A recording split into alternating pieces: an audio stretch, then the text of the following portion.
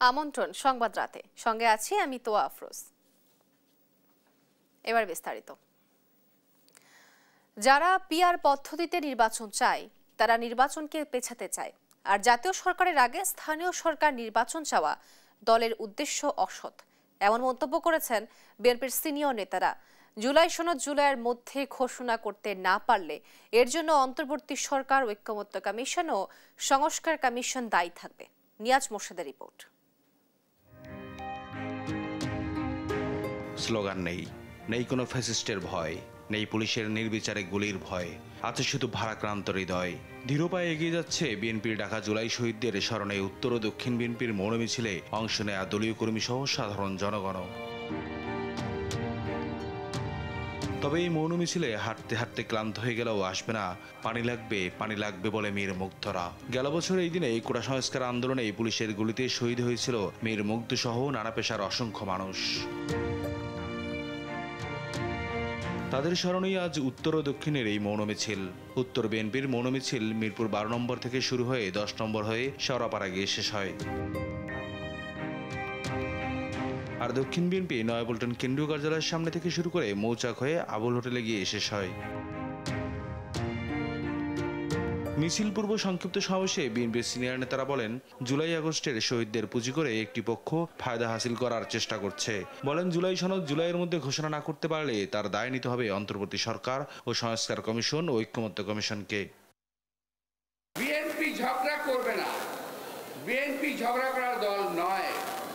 BNP একটি গণতন্ত্রকামী দল। BNP গণতন্ত্রের জন্য লড়াই করে মানুষের সঙ্গে নিয়ে। সেখানে যদি আপনারা পার্কে পড়ে যান তখন আমাদের কিছু করার থাকবে না। নির্বাচন না করে রাষ্ট্র ক্ষমতা থাকতে চায় অথবা বিভিন্ন রকমের গণতন্ত্রকে বাস্তবায়ন করার ষড়যন্ত্র করতে চায়। তাদের উদ্দেশ্য হচ্ছে প্রেসিডেন্টের দোষরা যেন আবার পুনর্বাসিত হয়। আর বিএনপির স্থায়ী কমিটির সদস্য সালাউদ্দিন আহমেদ বলেন, যারা পিআর পদ্ধতিতে নির্বাচন চায় তারা ফ্যাসিবাদকেই পুনর্বাসন করতে চায়। নিয়াজ মোর্শেদ, দেশ টিভি, ঢাকা। জুলাই গণ অভ্যুত্থানের শহীদদের স্মরণে জেলায় জেলায় মৌন মিছিল ও সমাবেশ করেছে বিএনপি। কর্মসূচি পালিত হয় চট্টগ্রাম, ময়মনসিংহ, ফেনী, পটুয়াখালী সহ দেশের বিভিন্ন জেলায়। এ সময় নেতাকর্মীরা জুলাই শহীদদের স্মরণ ও আহতদের সুস্থতা কামনা করেন। সহকর্মীদের তথ্য ও ছবিতে আপন অপর রিপোর্ট।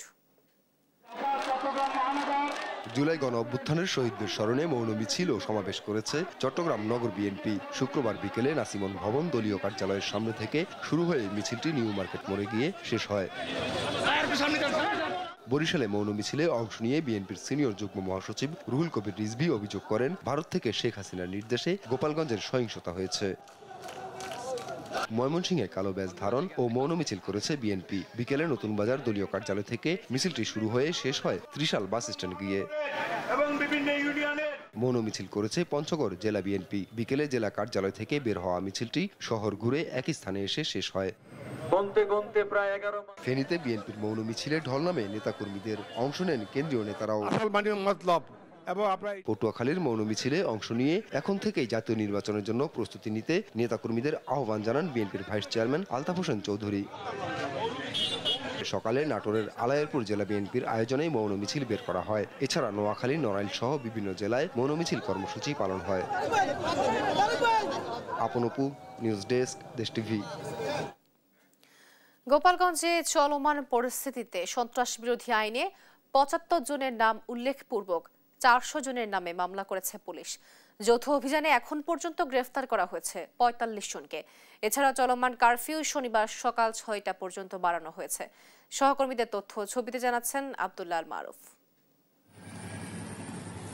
গোপালগঞ্জে জাতীয় নাগরিক পার্টির সমাবেশ ও গাড়িবহরে হামলার ঘটনায় ৭৫ জনের নাম উল্লেখ করে সন্ত্রাস বিরোধী আইনে মামলা করেছে পুলিশ। এতে অজ্ঞাতনামা আসামি করা হয়েছে আরো ৪০০ জনকে। শুক্রবার গোপালগঞ্জ সদর থানার ভারপ্রাপ্ত কর্মকর্তা মোহাম্মদ আনিসুর রহমান এই তথ্য নিশ্চিত করেছেন। গোপালগঞ্জ জেলা জুড়ে বুধবার রাত ৮টা থেকে বৃহস্পতিবার সন্ধ্যা ৬টা পর্যন্ত কারফিউ জারি করা হয়। পরবর্তীতে বৃহস্পতিবার থেকে অনির্দিষ্টকালের জন্য কারফিউ জারি করে স্বরাষ্ট্র মন্ত্রণালয়। তবে শুক্রবার সকাল ১১টা থেকে দুপুর ২টা পর্যন্ত ৩ ঘন্টার জন্য কারফিউ শিথিল রাখার পর পুনরায় শনিবার সকাল ৬টা পর্যন্ত বর্ধিত করা হয়েছে। দুষ্কৃতিকারীদের গ্রেপ্তারে বিভিন্ন এলাকায় যৌথ বাহিনীর অভিযান চলছে। দেশ গড়তে জুলাই পদযাত্রা কর্মসূচির অংশ হিসেবে গেল বুধবার গোপালগঞ্জ যায় এনসিপি। এদিন দফায় দফায় হামলা চালায় আওয়ামী সমর্থকরা। পুলিশ ও সেনাবাহিনীর সঙ্গে হামলাকারীদের ব্যাপক সংঘর্ষ হয়। সংঘর্ষে এখন পর্যন্ত মারা গেছেন ৫ জন। আব্দুল আল মারুফ, নিউজ ডেস্ক, দেশ টিভি। আওয়ামী লীগকে ফেরাতে ভারতীয় শক্তি একযোগে নেমেছে। বাংলাদেশের 1 ইঞ্চি জায়গাতেও আওয়ামী সন্ত্রাসীদের জায়গা দেওয়া হবে না বলে সাফ জানিয়েছেন জাতীয় নাগরিক পার্টির সদস্য সচিব আখতার হোসেন। নারায়ণগঞ্জে পরিবারতন্ত্র, মাফিয়াতন্ত্র ও গডফাদার তন্ত্রের খেলা বন্ধ না হলে আরেকটি গণঅভ্যুত্থানের জন্য প্রস্তুতি নেবার আহ্বান জানান দলের আহ্বায়ক নাহিদ ইসলাম। জানাতুল মোহনার রিপোর্ট, জানাচ্ছেন নাইম আফসান। জাতীয় নাগরিক পার্টি জুলাই পদযাত্রার 18তম দিনে প্রত্যাশার চেয়ে বেশি সমর্থনের উপস্থিতি দেখা যায় নারায়ণগঞ্জে, যে নারায়ণগঞ্জ কিনা আওয়ামী লীগের অন্যতম ঘাঁটি। মুন্সিগঞ্জের পদযাত্রা শেষে শুক্রবার দুপুরে এনসিপি নারায়ণগঞ্জের নিতাইগঞ্জ থেকে পদযাত্রা শুরু করে শেষ হয় চাষারা মোড়ে। পদযাত্রা শেষে এনসিপি নেতৃবৃন্দ বলেন, শামীম ওসমান কিংবা আইভি সম্পূর্ণ আওয়ামী দোসরবিহীন নারায়ণগঞ্জ দেখতে চান তারা। এই মৃত্যু পরোয়ানার বৈঠকে উৎপাদন করেছে তারা হচ্ছে এই বিকৃত, তারা হচ্ছে আমাদের বুদ্ধিপাপী এবং জ্ঞানপাপী। এই জ্ঞানপাপীদের দিয়ে পরবর্তী বাংলাদেশ বিনির্মাণ সম্ভব নয়। দেশের জন্য আমাদের ভাইয়েরা রক্ত দিয়েছেন, সেই সুন্দর একটি নারায়ণগঞ্জ গড়ে তুলব। নারায়ণগঞ্জ হবে সম্প্রীতির শহর, নারায়ণগঞ্জ হবে উন্নয়নের শহর।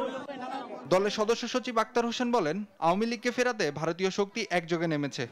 ভারতীয় শক্তিগুলো একযোগে মাঠে নেমেছে।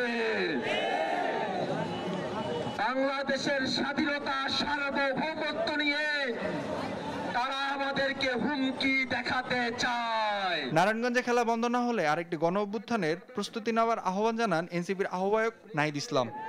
নারায়ণগঞ্জকে আমরা কোনো পরিবারের কাছে বর্গা দিতে চাই না, কোনো গডফাদারের কাছে বর্গা দিতে চাই না। নারায়ণগঞ্জকে পরিবারতন্ত্র, মাফিয়াতন্ত্র, গডফাদার তন্ত্র থেকে মুক্ত করার কথাও জানান তিনি। নাইম আফসান, দেশ টিভি। দর্শক, রাজধানীর হাতির ঝিলে চলছে চলচ্চিত্র প্রদর্শনী, জুলাইয়ের গান ও ড্রোন শো। বিস্তারিত জানাতে সরাসরি যোগ দিচ্ছেন আমাদের সহকর্মী সাদ আহমেদ। সাদ, কি কর্মসূচি দেখছেন সেখানে, বিস্তারিত জানাবেন। আমি এখন দাঁড়িয়ে আছি রাজধানীর হাতির ঝিলের এমপি থিয়েটারে, যেমনটি দেখতে পাচ্ছেন। আমি এখন দাঁড়িয়ে আছি রাজধানীর হাতির ঝিলের এমপি থিয়েটারে, যেমনটি দেখতে পাচ্ছেন। এখানে কিন্তু 2024-এ যে গণ অভ্যুত্থান, সেই গণ অভ্যুত্থানে বেসরকারি বিশ্ববিদ্যালয়ের শিক্ষার্থীদের যে বীরত্বপূর্ণ ভূমিকা, সেই বীরত্বপূর্ণ ভূমিকার 1 বছর বর্ষপূর্তি বা 1 বছর স্মরণে কিন্তু আজকের এই আয়োজন করা হয়েছে এবং সন্ধ্যা 6টায় কিন্তু এই আয়োজন শুরু হয়। আমি যদি একটু বলতে চাই, 2024-এর গণ অভ্যুত্থানে যখন পাবলিক বিশ্ববিদ্যালয়গুলো বন্ধ ঘোষণা করে দেওয়া হয়, তখন কিন্তু এক প্রকারে জুলাই অভ্যুত্থান বা এই আন্দোলন কিন্তু ঝিমিয়ে পড়েছিল। তখন এই আন্দোলনকে পুনরায় কিন্তু চাঙ্গা করেছিল এই রাজধানীর বেসরকারি বিশ্ববিদ্যালয়ের শিক্ষার্থীরা। তারাই কিন্তু তখন এই আন্দোলনকে চালিয়ে গিয়েছে এবং আন্দোলনের নেতৃত্ব দিয়েছে বলা যায়। এবং এই আন্দোলনে প্রায় শতাধিক বেসরকারি বিশ্ববিদ্যালয়ের শিক্ষার্থী কিন্তু নিহত হয়েছে এবং তাদের যে সেই আত্মত্যাগ স্মরণেই কিন্তু বা সেই শহীদদের স্মরণ করতেই কিন্তু আজকে ঠিক 1 বছর পর আজকের এই দিনটিকে বেছে নেওয়া হয়েছে বেসরকারি বিশ্ববিদ্যালয় প্রতিরোধ দিবস হিসেবে। এবং এখানে কিন্তু সংস্কৃতি মন্ত্রণালয়, বাংলা একাডেমির সার্বিক সহায়তায় কিন্তু এখানে চলচ্চিত্র প্রদর্শনী, সেই সঙ্গে গান, সেই সঙ্গে বিভিন্ন ব্র্যান্ডের কিন্তু গান গাওয়ার কথা রয়েছে এখানে। আমি যদি একটু বলতে চাই, আর্টসেল সহ র্যাপার গোষ্ঠীর কিন্তু গান গাওয়ার কথা রয়েছে। এখানে কিন্তু আমরা দেখতে পাচ্ছি শিল্প উপদেষ্টা আদিলুর রহমান সহ বিভিন্ন ব্যক্তিবর্গ কিন্তু সম্মানিত ব্যক্তিবর্গরা এখানে উপস্থিত হয়েছেন। সেই সঙ্গে বেসরকারি বিশ্ববিদ্যালয়ের শিক্ষার্থীরাও কিন্তু এখানে উপস্থিত হয়েছেন। এবং এই আজকের এই আয়োজনের অন্যতম আকর্ষণ কিন্তু ড্রোন শো এবং অর্থাৎ এই আনুষ্ঠানিকতা শেষে কিন্তু ড্রোন শো এর মাধ্যমে কিন্তু এখানকার যে আজকের আয়োজন সেটি কিন্তু শেষ হবে। তো যেমনটি দেখতে পাচ্ছেন, এখন কিন্তু গান পরিবেশন করানো হচ্ছে। এর আগে যদি আমি একটু বলতে চাই, তখন কিন্তু যে চলচ্চিত্র প্রদর্শনী সেখানে কিন্তু দেখানো হয়েছিল যে আবরার ফাহাদের যে ভূমিকা বা কিভাবে আবরার ফাহাদকে তারা হত্যা করেছে সেই চলচ্চিত্রের মাধ্যমে প্রদর্শনীর মাধ্যমে কিন্তু সেটি তুলে ধরা হয়েছে। এবং পর্যায়ক্রমে কিন্তু এখন গানের আনুষ্ঠানিকতা শেষে কিন্তু আবারও হয়তো চলচ্চিত্র প্রদর্শনী হতে পারে। এরপর কিন্তু গানের মাধ্যমে পরিবেশন করা হবে, গান পরিবেশন করা হবে। এরপর ড্রোন শো এর মাধ্যমে কিন্তু এই আজকের যে অনুষ্ঠান অর্থাৎ জুলাইয়ের যে বেসরকারি বিশ্ববিদ্যালয়ের যে গুরুত্বপূর্ণ ভূমিকা, সেই ভূমিকার 1 বছর পূর্তি উপলক্ষে কিন্তু আজকের এই আয়োজন এবং ড্রোন শো এর মাধ্যমে কিন্তু আজকের আয়োজনের আনুষ্ঠানিকতা শেষ হবে। তো এই ছিল রাজধানীর হাতিরঝিল থেকে আমার কাছে সর্বশেষ। সাদ, আপনাকে ধন্যবাদ। দর্শক, রাজধানীর হাতিরঝিল থেকে আমাদের সাথে যুক্ত ছিলেন সরাসরি আমাদের সহকর্মী সাদ আহমেদ। দেখছেন সংবাদ রাত। বাংলাদেশে আনুষ্ঠানিকভাবে শুরু হতে যাচ্ছে জাতিসংঘ মানবাধিকার মিশনের কার্যক্রম। এ নিয়ে 3 বছর মেয়াদী মিশন চালুর জন্য সমঝোতা স্মারক সই করেছে দুই পক্ষ। জেনেভা থেকে জাতিসংঘের মানবাধিকার বিষয়ক হাই কমিশনের কার্যালয় শুক্রবার এক বিজ্ঞপ্তিতে এ তথ্য জানিয়েছে। আরও জানাচ্ছেন মাকতুরা মিতি। বাংলাদেশের সঙ্গে 3 বছরের চুক্তি স্বাক্ষরের মাধ্যমে আনুষ্ঠানিকভাবে যাত্রা শুরু করতে যাচ্ছে জাতিসংঘের মানবাধিকার বিষয়ক হাই কমিশনারের কার্যালয়। বাংলাদেশের পক্ষে পররাষ্ট্র সচিব আসাদ আলম সিয়াম এবং জাতিসংঘের মানবাধিকার বিষয়ক হাই কমিশনার ফলকার তুর্ক এ বিষয়ে চুক্তি স্বাক্ষর করেছেন। শুক্রবার এক বিজ্ঞপ্তিতে জাতিসংঘের মানবাধিকার বিষয়ক হাই কমিশনারের কার্যালয় থেকে এ তথ্য জানানো হয়।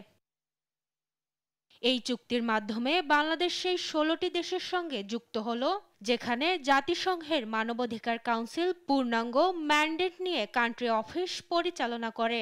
বর্তমানে এই ধরনের অফিস রয়েছে কলম্বিয়া, মেক্সিকো, ফিলিস্তিন, সিরিয়া সহ অন্যান্য দেশে।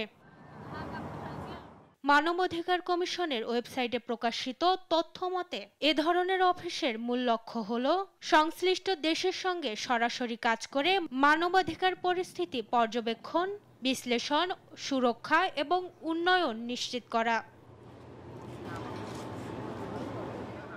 এই কার্যক্রমের মাধ্যমে সরকারের পাশাপাশি নাগরিক সমাজ, মানবাধিকার লঙ্ঘনের শিকার ব্যক্তি ও অন্যান্য অংশীজনদের সঙ্গে নিয়মিত আলোচনার পাশাপাশি প্রদান করা হয় কারিগরি সহায়তাও।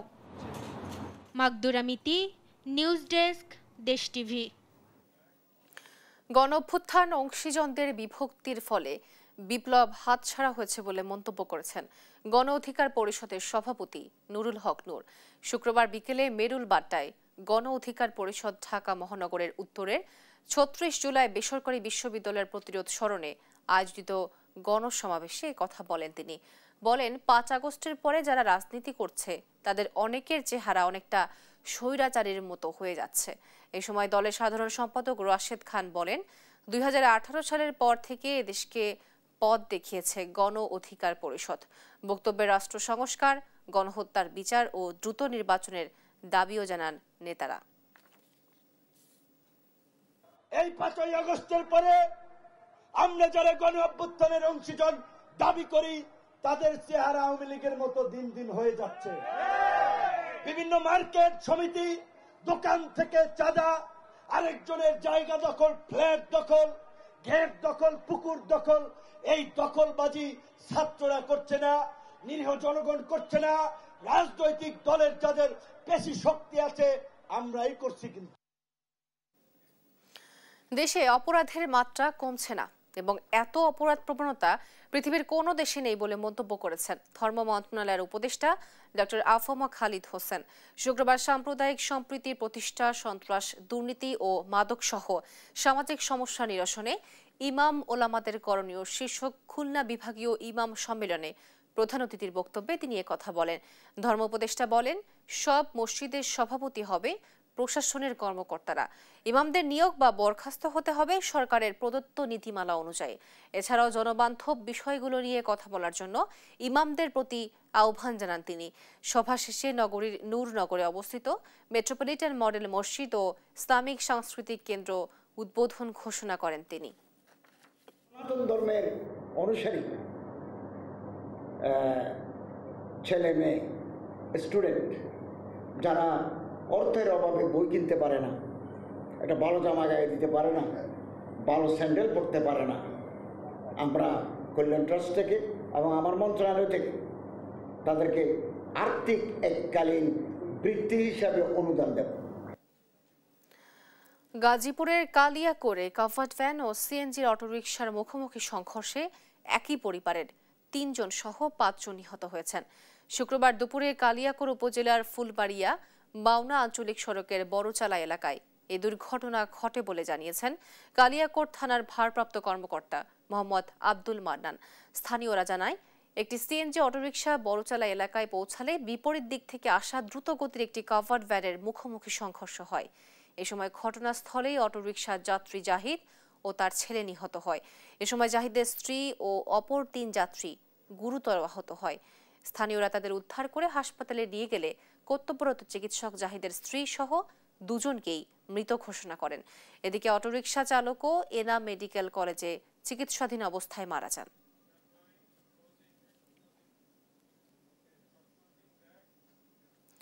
দর্শক, এই ছিল এখনকার সংবাদ রাত। পরের বুলেটিন দেখার আমন্ত্রণ রইল। ধন্যবাদ।